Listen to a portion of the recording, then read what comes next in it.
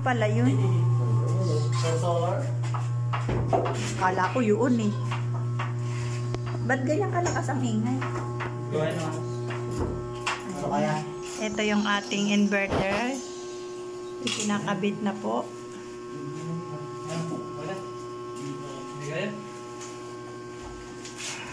You want to come here, mahal? Ako din. Di man nakabukas ang ano nyo, talagang papawisan kayo, walang napasok na hangin. Hirapan.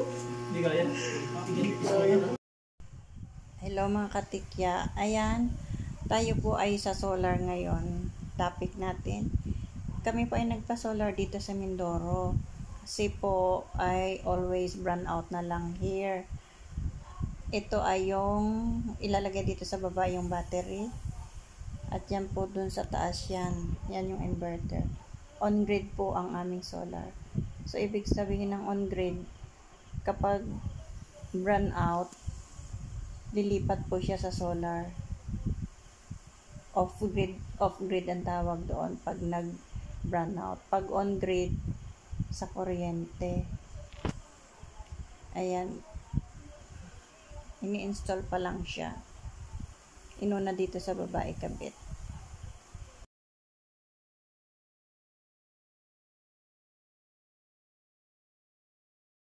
Ayan, ito na po yung solar na kakabit, 16 panels. 16 panels po ito. Diyan siya kakabit. Sabi pipinturahan pa nila yan maulan lang kasi ilang araw na. Basta pa nga po pipinturahan.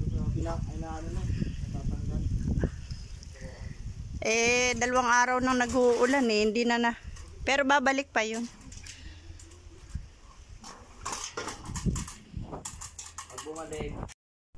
Ayan, dito sa mga pagitan na to, kailangan siyang maganda yung pagkaka-welding. Kasi yung welding nila ay isang pasada lang. Kaya pinapaulit nang nakita ng inspector. Kasi pag lumakas po ang hangin ay lilipad yan. Kaya kailangan maganda po yung mag-welding ng solar nyo. Yung sa ganito, yung stand. Yung kakapitan ng mga solar.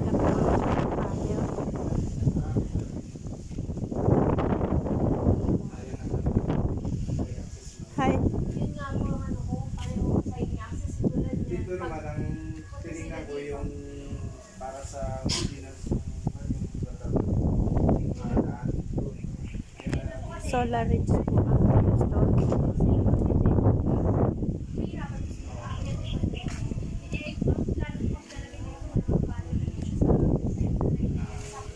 Yan na po ang ating panels. 16 panels.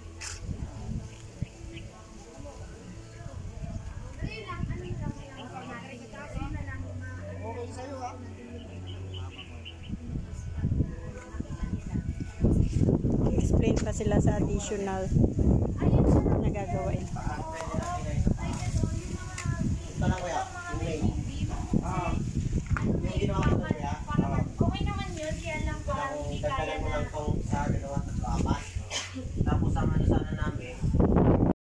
Ayan, tinetesting na po namin. Ito po, kapag dyan po siya naka-arrow, it means sa Ormico. Ormico is Oriental Mindoro. Ayan, mamaya lilipat po yan pag brown out. Automatic, ayan, pinatay po siya doon sa main. Ayan, pag off-grid yan, lilipat siya automatic. Ayan, inon na uli. So, it means pag nagka-kuryente, iyan, automatic siyang magta-transfer dyan.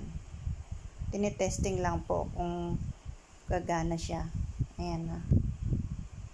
Okay na.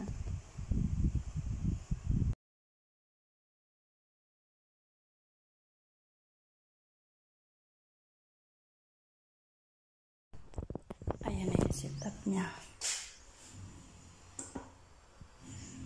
Ayan po yung set. Ito po, dito makikita yung Ito yung kuryente.